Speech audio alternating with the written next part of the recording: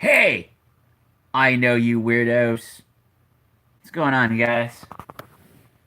You know that weirdo over there? Sup, weirdo in a Metallica shirt. So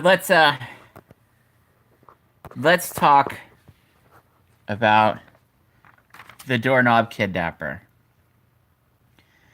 I'm gonna let you guys stare at nothing for a good while. Don't worry about it. Relax your eyeballs and use your imagination. Don't worry about it, dude. Don't worry about it. I'll be gentle. Okay, so to get everybody introduced to this character in this campaign, let's talk about Sephia. Sabra. Sephia? That's right, Sephia. Okay, so Sephia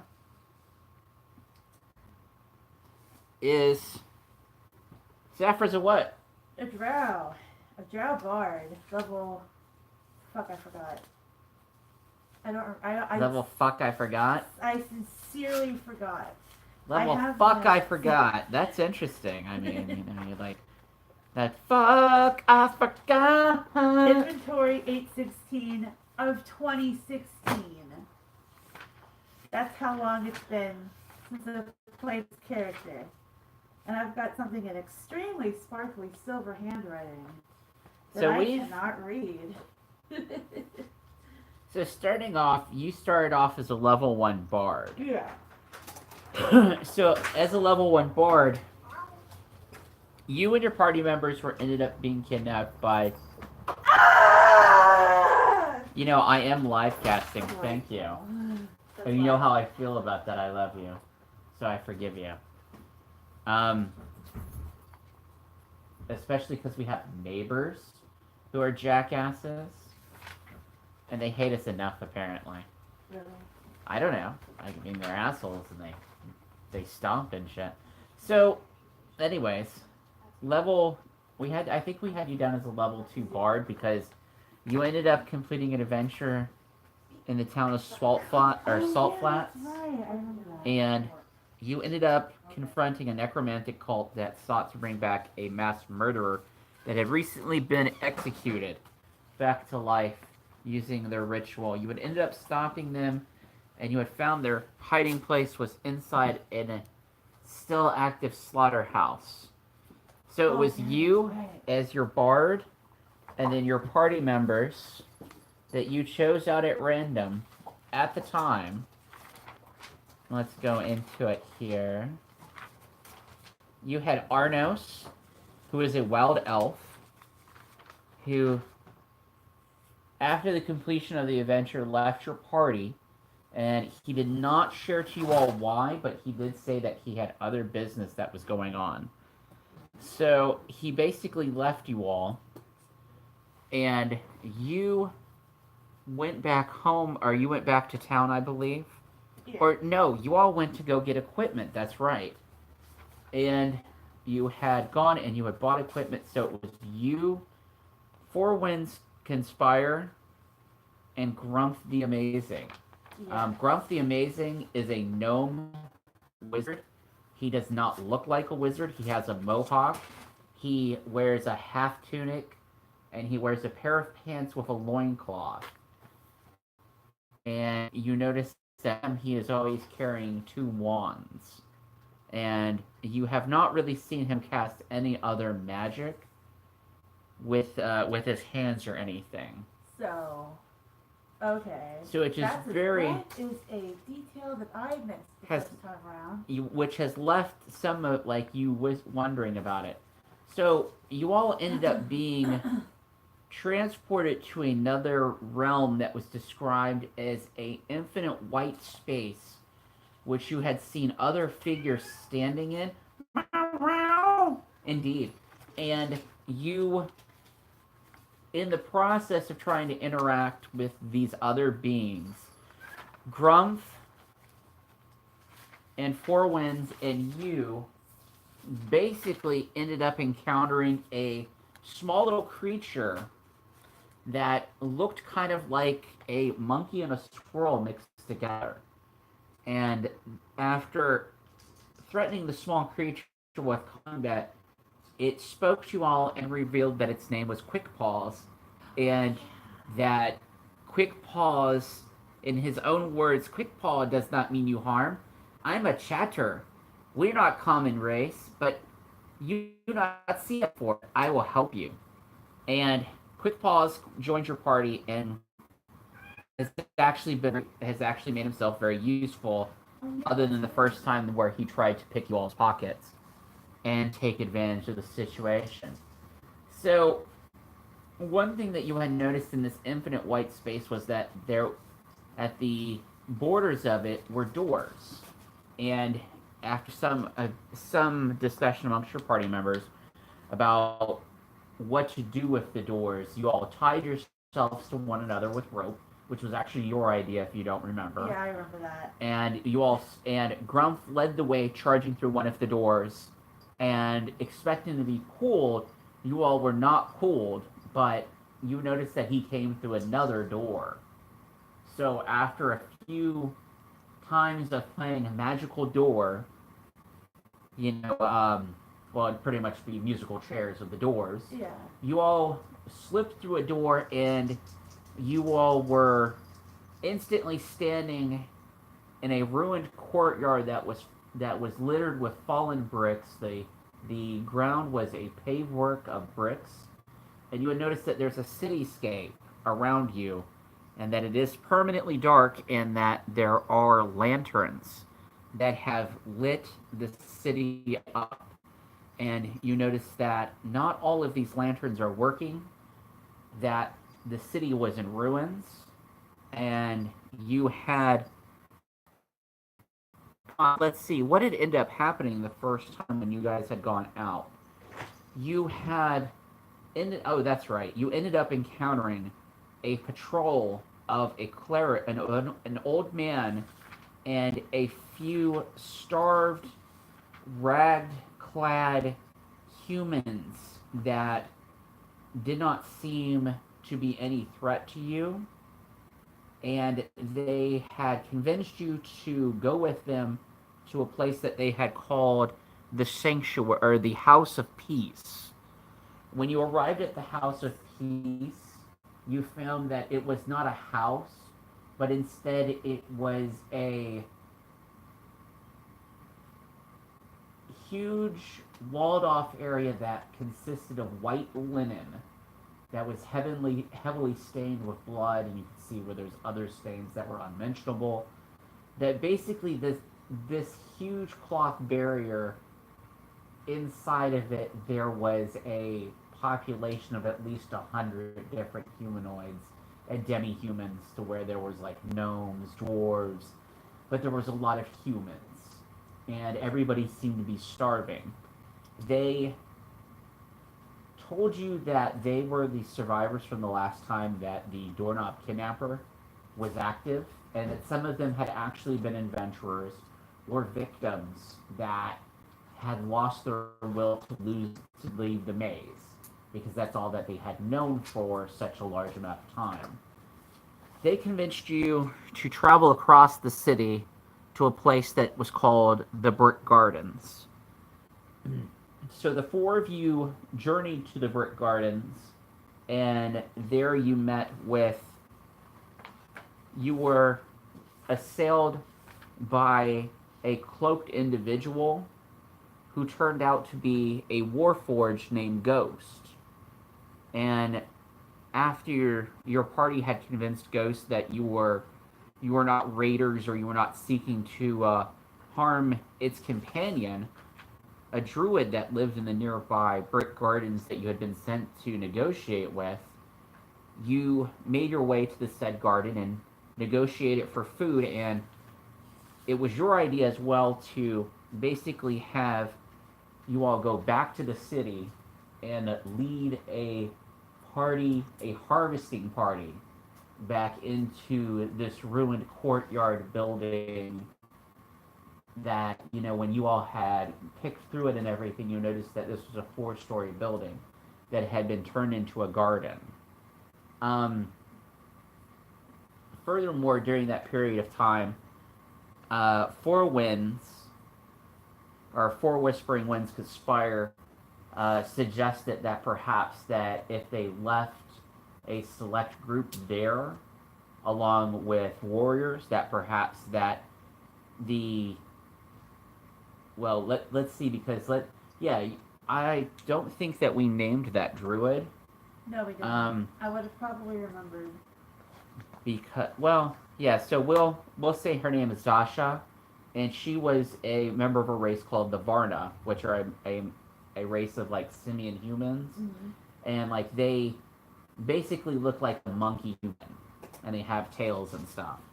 So it didn't take very long to convince her and Ghost, and Ghost said that as long as anyone that stayed there would have to basically stay within the walls of the brick gardens, and that he would patrol the outside. So this arrangement was what you had left off with. Question. What's that? What is Ghost? What race is he? He's a warforged. Okay. So he is not actually a living creature. Uh-huh. In the D&D universe, they have been created across a lot of worlds. Some people say that they're tied back to a world called Eberron. Mm-hmm. But in this world, their craft secret was given to some of the wizards who had built the walls of Offmaria. Yeah. While they're not commonly seen in Offmaria, if you go into the walls that surround the Empire, you're sure to run into them because they run gunner crews and they repair things.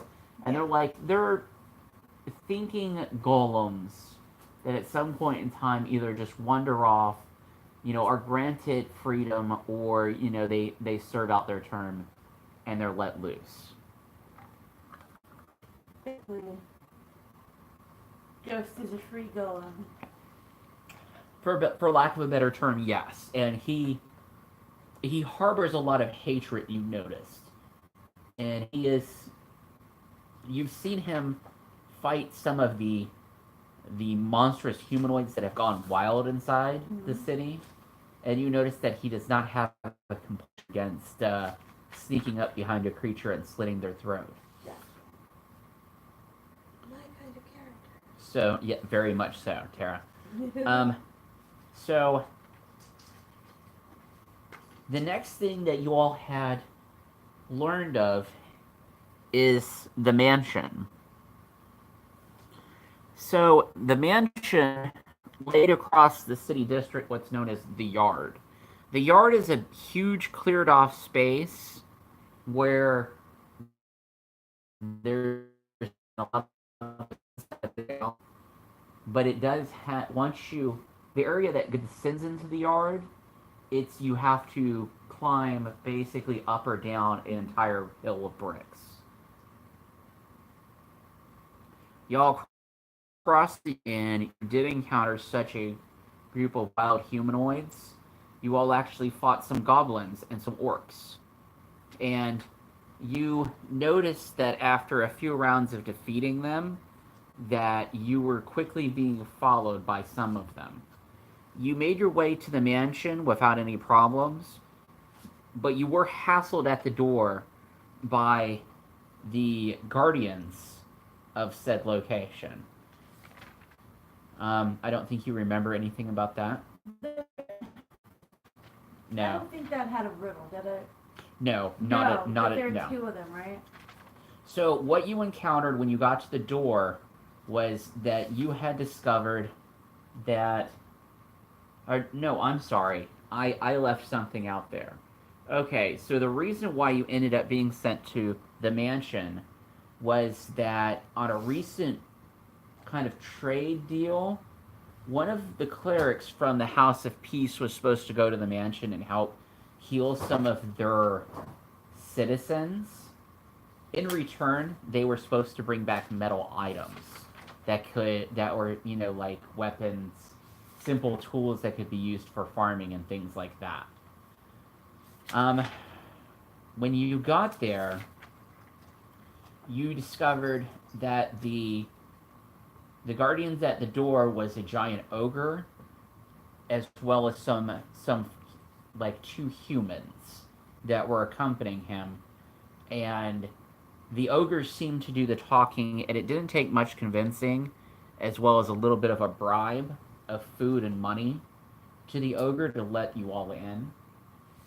So when you all entered, you quickly found out that the entire show was being ran by a small little kobold named Golden Fingers.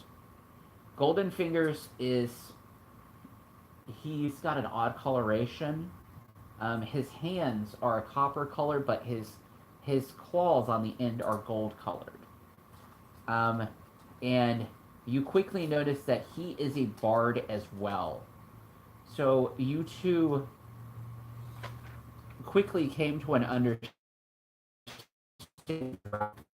and using that classic racial. Oh my goodness, it's a fucking drought. You may want to be careful. I might stab you in your foot when you least expect it. If that's the least of it, you took advantage of this and managed to free a Goliath cleric that was from the House of Peace, as well as being able to garner said metal items. One of the other things that I will point out that you noticed is that the dwarves and other races that were working the forges here were very nervous and were being guarded very closely by the monstrous humanoids that you had seen, which were like ogres, orcs, and a large elephant-looking creature, as well as a small insect creature with blue eyes and a blue-colored carapace. You all returned to the House of Peace without any problems, with all of the booty. I said booty. So, you had learned of a couple of the great menaces in the city. From the Goliath that you freed, his name was Brother John. Brother John explained to you that the greatest of threats that he thinks in this city was the Brother John Alms. That's his name, but you can call him Brother Alms.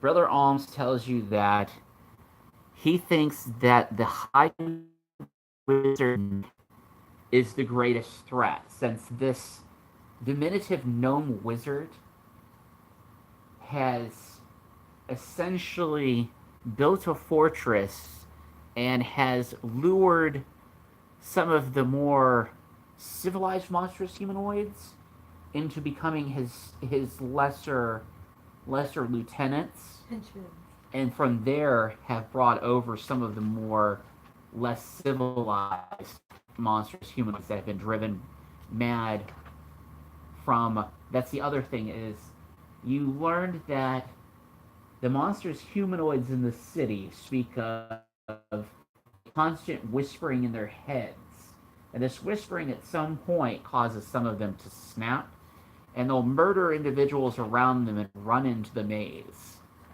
Other monstrous humanoids say that they've heard the call of the maze, and they go to serve it.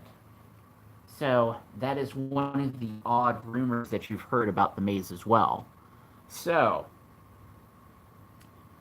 when we left off, we'll get quickly to that point, is you and your party had begun an exploration towards the High Wizard Nox Tower, and you had seen where there was several blocks worth of buildings that have been knocked over, like dominoes or like library bookshelves. There's no space between them because you'll notice that they seem to be packed with rocks and everything from the inside. So that they've quite literally built this giant U-shaped structure on one side, and on the sides closest to the maze entrance, there's these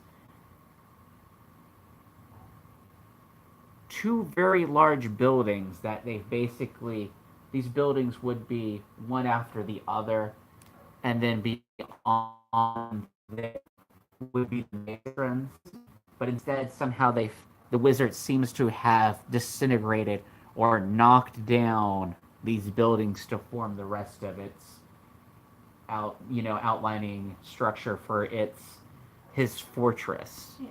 So you all had quietly sailed up to the gates, and you noticed that the army was a little bit more massive than you could have possibly ever believed. And from there, you said, fuck that shit, and you all retreated back to the House of Peace in order to let them know, or let Brother Alms know exactly what the situation was. 2 years ago. A little over 2 years ago, yeah. So, we'll fast forward on. Saphra is now a level 2 bard. Okay. And the last time we had talked, you had talked about taking the level of wizard, correct? Oh God. Yes. For the sake of simplicity, I'm gonna go with abso-fucking-lutely. Because I secretly want to play a wizard, but I always end up being dazzled by other classes. So this is a multi-class character. So that's nice. So you're now a level 2 bard, level 1 wizard. Okay, hold on. So the house and the wide level of bard. You've picked up another level of bard by basically sitting there and practicing a little bit of your craft with Golden Claws, the kobold. Mm-hmm. You and your party, a short while later, you had made a exploration into the maze, and you went to go see the golden imp space, and which I should mention, looking back on it, you did business with it when you first got into the city. Mm-hmm. And you all didn't really understand the maze, and you kind of retreated because you're like, we haven't hit a town, but there's like a town back that way. Yeah. I think was what the thing was. So knowing where the golden imp space was, you went back to deal with it again, and you turned in a good lot of items that you had found. Bent swords, rusted shields, broken armor, Dagger with hawk's head pommel. rods and wands that had been expended, that nobody had the knowledge to be able to recharge. Your fear of question. So you basically turn these items in, and the imp, being a mischievous, magical, maybe sentient item, basically gave you a wizard's primer book, or a wizard's primer book. A wizard's primer book is something that a 0 level would get, and it would take a year's time with a master's help to become a wizard. Your saving grace is that your family has... Oh, I'm sorry. You have a little bit of knowledge of magic to begin with, being a bard. Because actually, let's take a look, because I have... Well, some of her family knows. I know, right? Some of them do. Use magic device 6, spellcraft of 4. So between that and Grumpy's really helping you, he is able to teach you the basics of being a wizard. I hate this pen already. Uh-oh. Is this one of the new gel ones you got? Yes. I'm sorry. Did you take the thingy off the top and scribble on it? I'm sorry. Of course it does. Did you also, like, Did you write on slit his your face? finger and, like, bleed onto it? Transversely, you can rub it against a genital part of your body and whisper to it sweet nothings, and perhaps it will work. Oh my god. Nice nails, by the way, so. Thank you, I found them today. I heard that works on dice, by the way. You would know. Oh, magic D20. I rubbed Oh, thee God. against my nipple for good luck. Oh god. So, I saw the dice. it took you about a year to learn how to be a wizard. maybe a little short of a year. And that's where it has left us off at this point. So, So do they realize that it's been a year? no. The only way that you can be able to tell the passing of time is more or less that you notice that there seems to be a variation to the light cycle where it's a little bit dimmer at one time and it's a little bit brighter at another. Gotcha. The other thing that kind of helps is, and you don't have access to it exactly, is a water clock that, is in the brick tower or the brick gardens. Uh-huh. So they could think, oh, well, it's only been like a week. Or maybe they're like, I don't know how long it's been, but I'm still here. We got to figure out how to get out of here. Like, in a year, I have a feeling that Savra would be like, going crazy after about like a week. And there is a bit of that because and kind of to counter it, your party members would suggest different things that you all could try. Everything from getting out and exploring the area. So I mean, that's another option that's available. And also, during the time phrase, you notice the only things that have really come about at the time is that you've noticed at a certain point of time that there was an increase in undead creatures, Mm-hmm. and then that tapered off.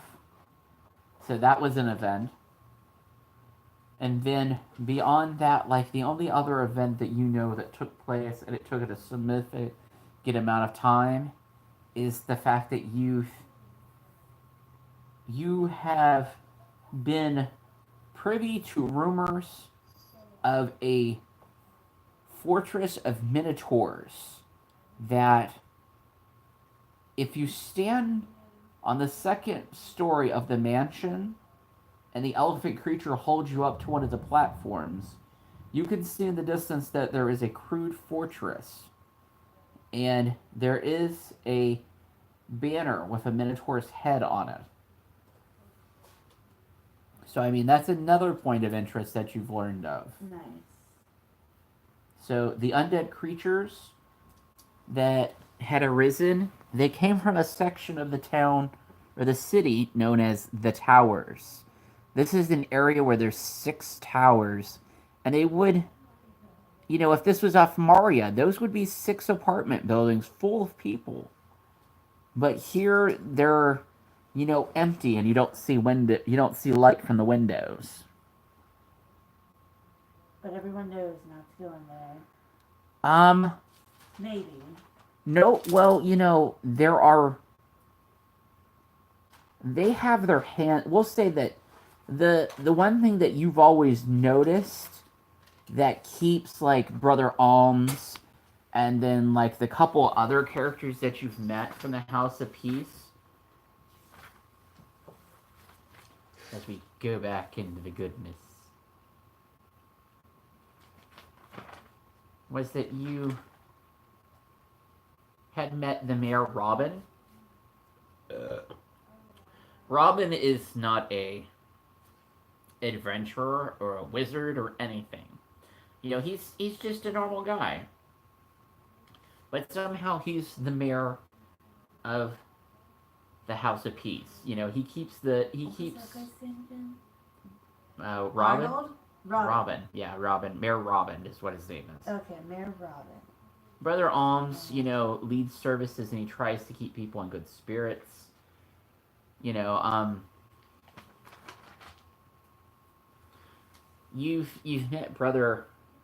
met Goodwin Albright. He is like you don't know what he is. He's like he's like maybe some kind of paladin or something. Mm-hmm. he wanders off in the company of this dwarf that's known as Hiwazaki, and he wears like a strange set of armor and carries like two swords with him all the time. The two of them patrol the boundaries of the House of Peace and basically keep monstrous humanoids and some of the other things that you've seen. Over time, you've learned that they're not only monstrous humanoids, but there seems to be a couple of races of creatures that are, you know, I would hate to say that they're more or less natives of this, whatever it is. And one of them is this race of small creatures that have skin. They appear to be some kind of demons, but they're not. They're just small humanoids with red skin. They speak some kind of strange language, and when you go to fight them, they seem to attack in numbers, but as soon as there's almost none of them, they fall back. You've also encountered a race of goat people, and these goat people are rather tough. They are, one of the creatures that initially drew you all off of, entering, Nox's fortress. One of the other rumors that you all have chased down in the time is that, and it was suggested also when you got there, is the only way out is to go through the maze. And you all were asking, has anyone ever returned from the maze?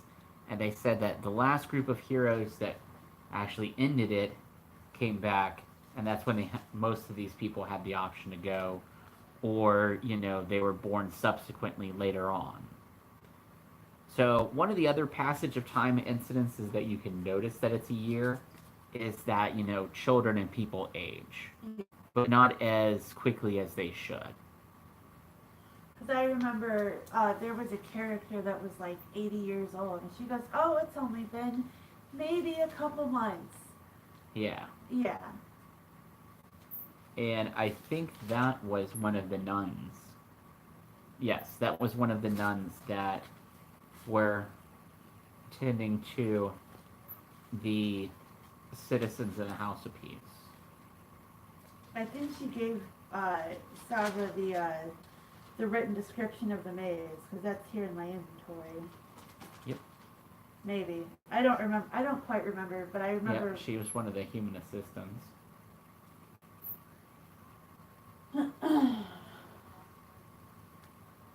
Yep, so here we go.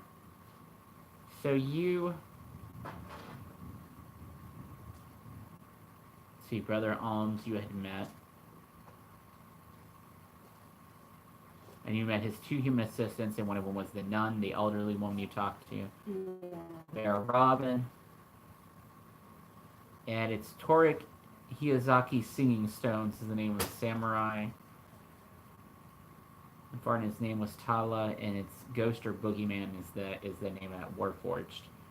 The giant elephant creature you met was Albin's Seven Brides. What the hell is that thing? That is a race from not anywhere from where you're at. Okay. One of those races from the other side of the world. Elephant dude. If you ask him, he will tell you that he is from a land that is known as the savannah, as the yellow savannas. So, what was his name? Something Seven Brides. Albin. Albin. Okay.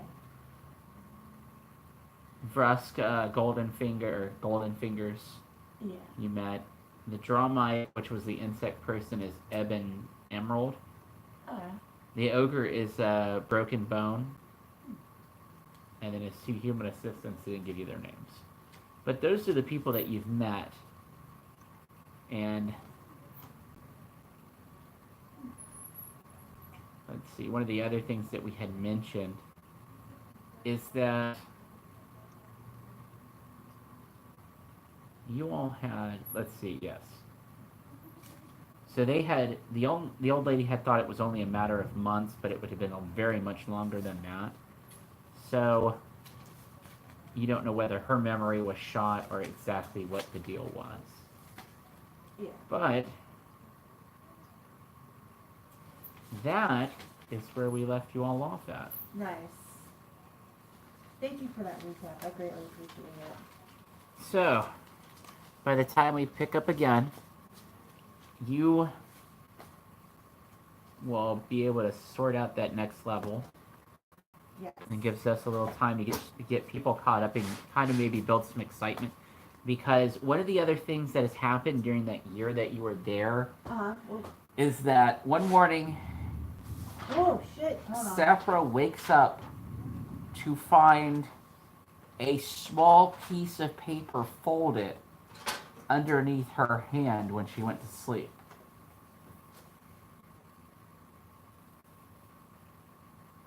What? And you don't know how it got there. What does it say? So it says, Sephia, this is your grandmother. I'm working on getting you out or sending you supplies. Please try and survive as long as you can. I hope you're alive when you get this note. Alright. So that's where we'll leave off now. And we'll help you sort out being a second level bard, first level wizard.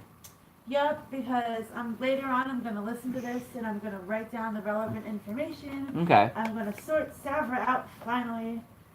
And I'm actually going to use that really pretty binder that I got, remember? Nice. So one of the other background things, now that we've gotten you cleared out of the way, is that when you all had... One of the other backgrounds here is that the last time that the doorknob kidnapper was loose, it ran for a period of 400 years. What? And during that 400 years, whatever force was behind the maze had time to build a very complex series. Not only that, but it has entombed many heroes and ensnarled villains and creatures.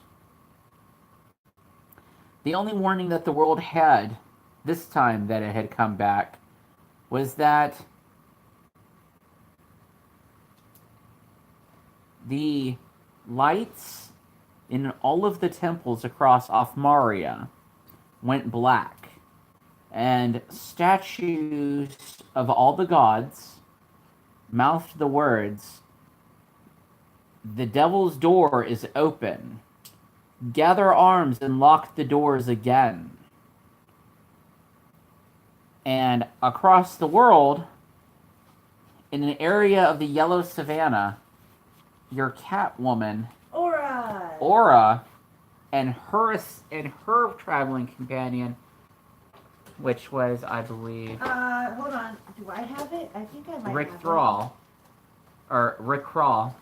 Rick Crawl it. Oh, wait, that's wrong. and Aura were present during the statues of a figure with a crocodile's head, a figure with a cat's head, and a figure with a bull's head in a halfway buried temple full of sand.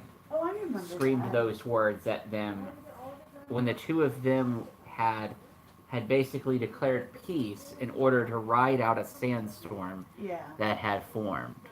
So that's how we had gotten your other two characters into it.